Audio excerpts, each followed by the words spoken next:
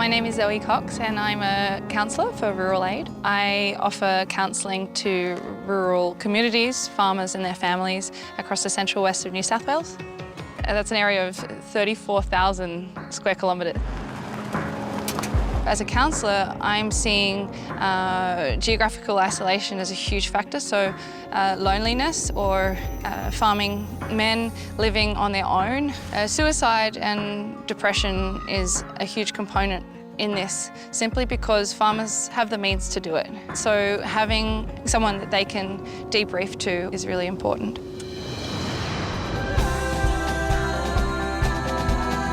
The farmer I'm going out to visit today, his name's Pat, and he's located just near Parkes. He contacted me after hearing an interview over the radio about 2 years ago.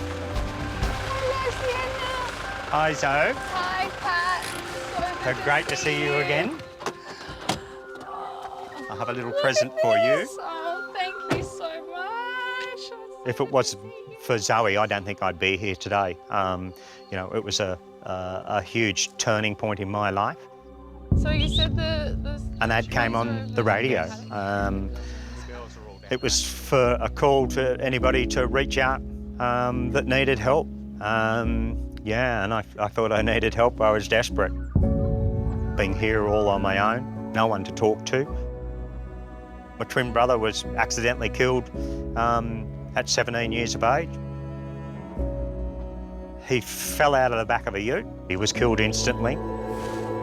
My elder brother was an ambulance officer, got called to the accident. It was something pretty horrible for him to deal with, and something that probably makes it a little bit worse than everything. It was on Boxing Day, day after Christmas, so a pretty horrific time for the whole family. Twin is half of you. It chops half of you off, and you've got to deal with that. And it's been very hard to deal with. It's incredible, Pat, because this was all dirt last time. Just all dirt, dust. Yeah. Yep. I recall one of my biggest concerns was how much sleep you were getting or not getting. There was zero sleep. Most of the time, it was sleeping in the car whilst the water truck was filling up.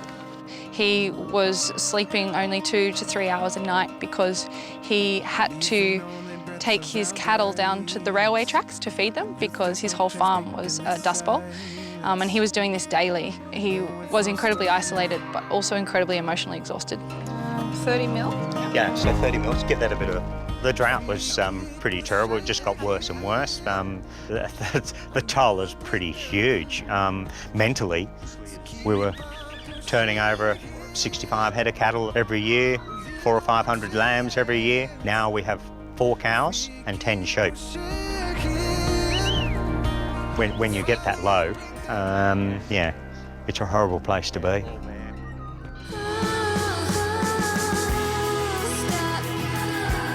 Even though this area has had some rain, it's really important that the counselling service continues to be offered long-term for farmers to recover both financially but mentally.